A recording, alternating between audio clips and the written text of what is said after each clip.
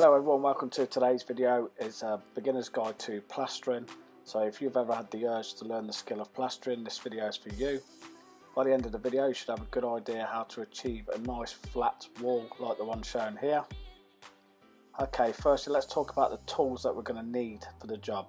You're going to need two brushes, one for cleaning your tools, one for making sure the corners are wet in, a plasterer's trowel, a bucket trowel and a hawk. You'll also need 3 buckets, a large bucket for mixing the plaster in, obviously a plastering paddle, 2 clean buckets, one for cleaning your tools and one for cleaning in the corners. Mixing plaster is quite straightforward if you follow the manufacturer's instructions on the back of the bag. It's roughly 11 litres of water to 1 bag of plaster.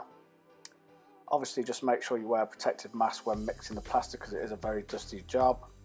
Make sure you're adding the plaster slowly so you're not getting big lumps and clumps at a time. Making sure each time you add it you're mixing it thoroughly. You're looking for the consistency of around double cream when mixing plaster. And always have a bucket trowel to hand so you can make sure you're scraping the dry plaster from the edges of the bucket and then remixing each time. Another good tip prior to starting is making sure you've thoroughly wet your hawk and your plastering trowel. This is just to stop plaster sticking to the tools and the hawk when you're loading it up ready to put on the wall. If you've never plastered a wall before, don't be put off. It's not as bad as what most people think. First thing to do is just pick a wall that's not too big for you. Some of this sort of size is perfect for beginners. Obviously I've already gone ahead and screw taped all of the plaster boards and made sure there's no obstacles before plastering.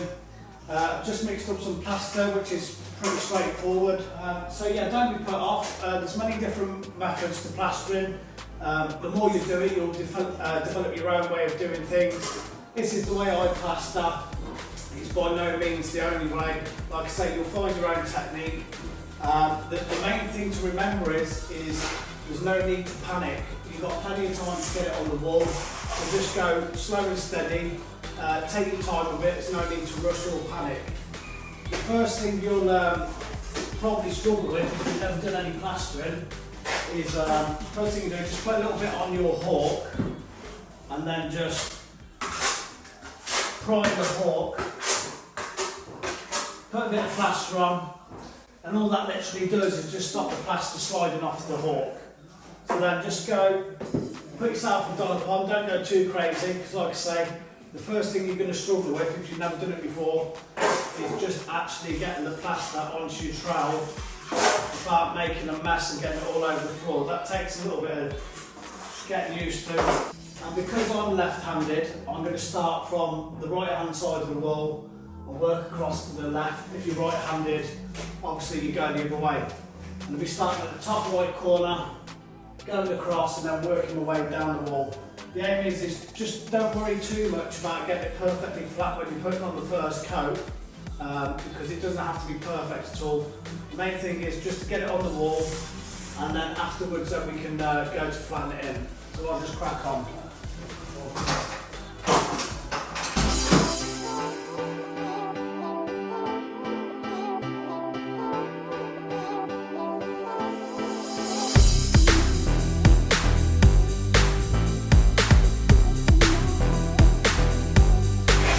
I just spread it quite near the top and then I just work little bits down from the top of the ceiling.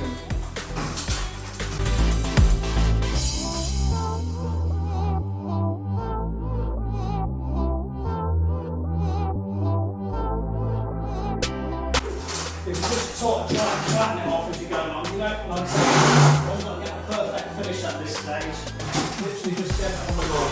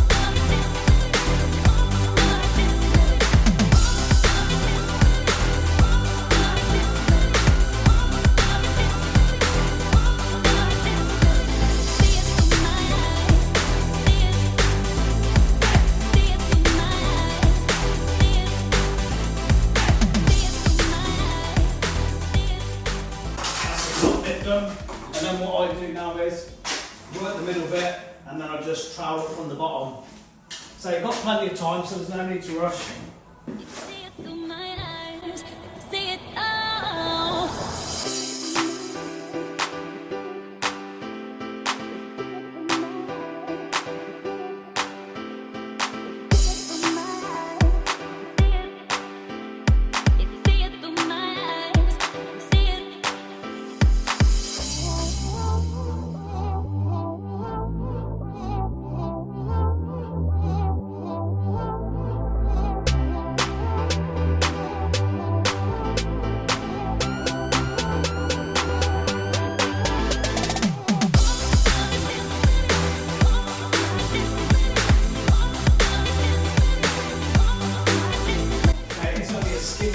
So remember, you don't want to be putting it on too thick, about 2 mils, about the perfect sort of thickness.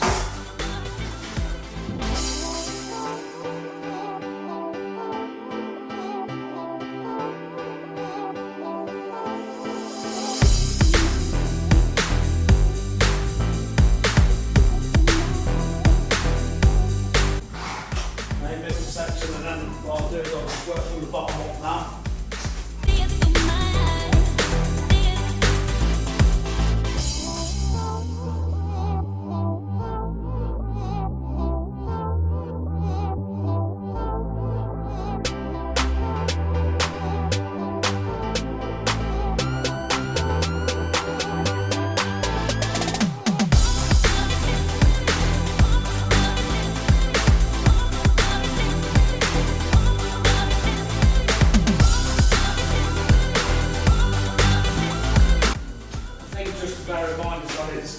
When you work from the bottom up, but make sure you get it nice and flat at the bottom, so when you come to do the skirting boards, it's basically as flat as you can get it. You don't want any wiggly at the bottom, so just make sure you spend a little bit of time making sure that the bottom is nice and flat and smooth as well.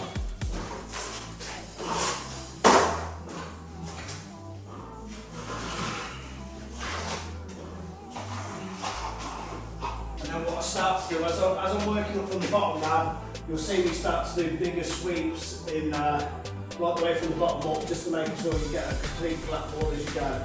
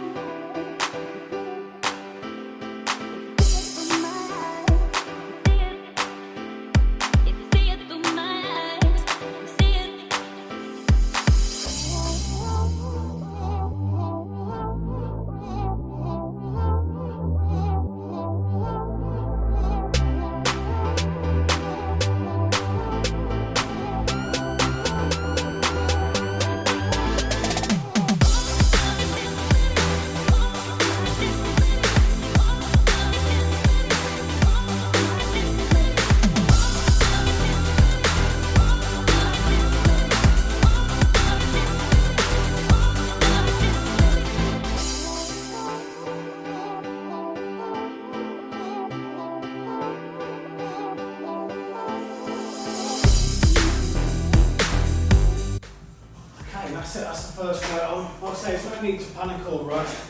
You'll find your own method of how you like to put on. I like working from the right to left, work from the top down to the bottom. Like I said, at this stage, I haven't got to worry about, as you can see, there's probably still loads of lines and stuff like that in at the minute. Don't worry about it. At this stage, that's perfectly fine.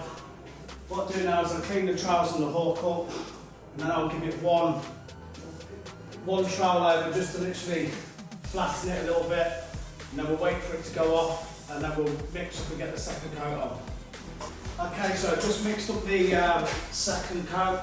Like I said, whatever you used on the first coat, it's half the amount and a little bit wetter, just so it goes on a lot easier. I'd say one of the hardest things to get used to with plastering is You soon get the technique for laying on the plaster. It's actually getting your timings right, which is probably the hardest thing to pick up straight away. Knowing when to put your second coat on. But I'm not sure if you can see, but basically you just want to touch it so your hand leaves fingerprint marks, but it's still quite firm. So it's firm, but just enough so you touch it, you can just see some fingerprint marks. So this is about ready to go now. And I'll be laying on the second coat, exactly the same as the first coat, working from the same right to left, top to bottom. It's a lot thinner, a lot easier to apply, so you really have done the hard work by now. Same before, just get a little bit of plaster, always prime the hawk, just so the plaster doesn't slip off. And then with the second coat, it's even smaller, just one scoop I normally work with, that's plenty to get there, we go.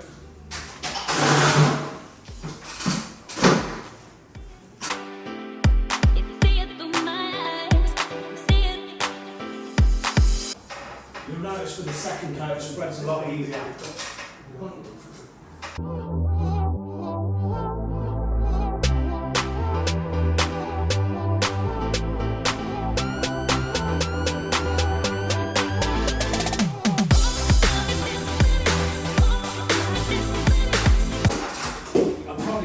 A little bit more as I put the second coat on, and I am more conscious of keeping it nice and flat as I'm laying it on now.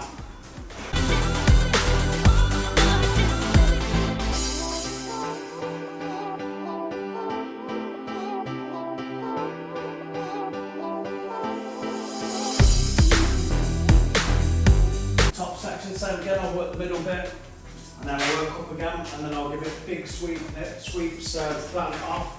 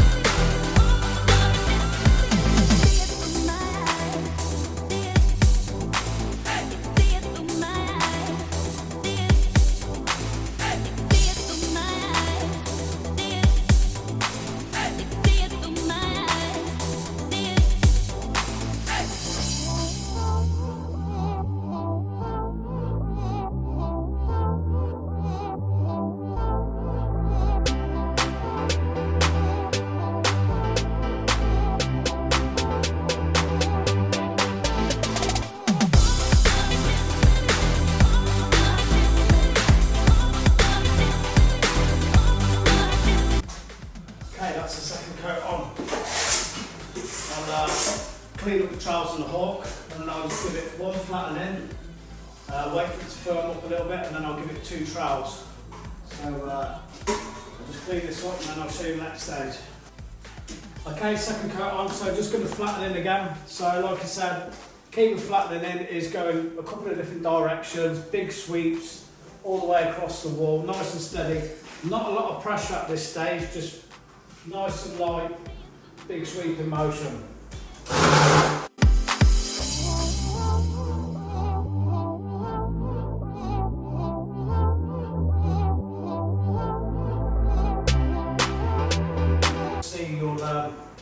You'll start to take little bits of plaster off the wall now, so you don't want to be pushing too hard.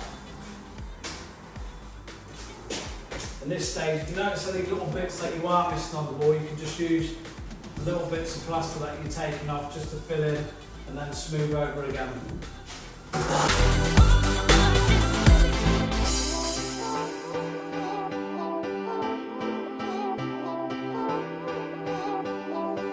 Very important as well to be keeping your trowel clean at all times. If you do pick any little bits up off the floor, just make sure you give your trowel a clean, otherwise you'll be getting loads of bits in your plaster which will really work. Now what I start to work on is from the top, I start to work on the the corners and the edges of the wall. And just give it a light brush with a wet brush. Very light at this stage because it's still wet. Just start to work on the detail, the corners. The corners are the things that people will notice, so it's worth spending a bit of time getting them right.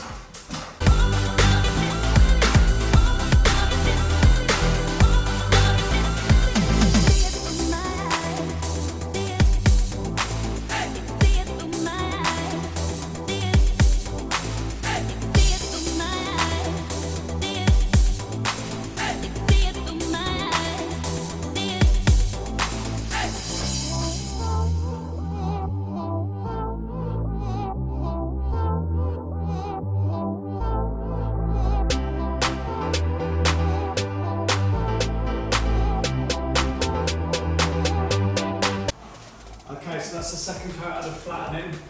Same again, you don't want to be playing around with it too much and putting too much pressure on it, because all you're going to be doing is dragging the plaster off the wall. So instead of flatten, we've brushed in the corners and the ceiling corner.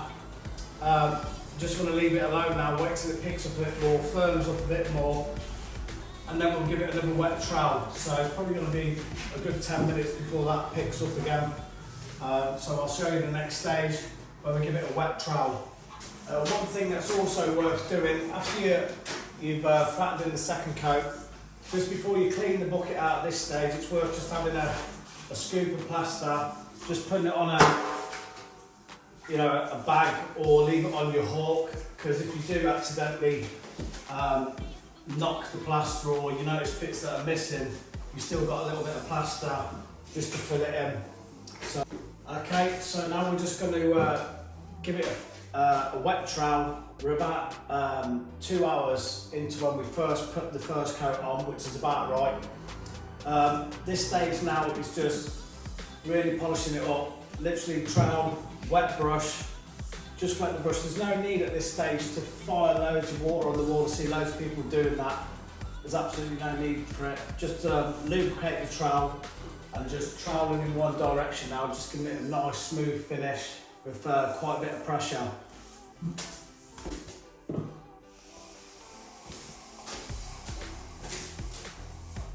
And you should be taking no plaster off the wall now at this stage. Plaster should be set enough so you're not dragging any off with the trowel. Just keep wetting the trowel up, but not putting too much water on.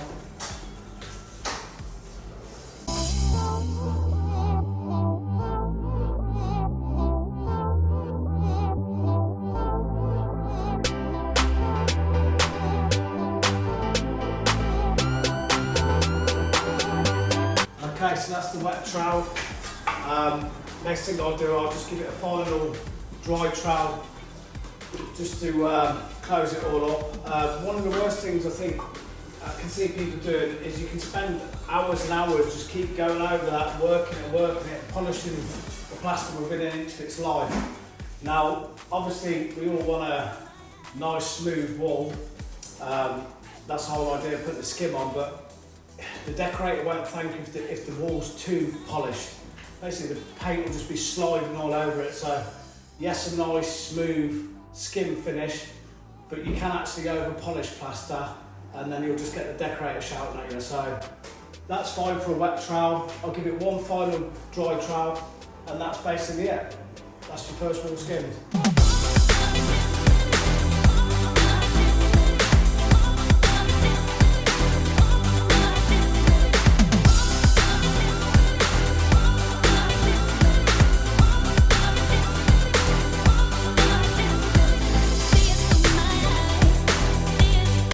So I'll continue to do that all over the wall, just closing it up.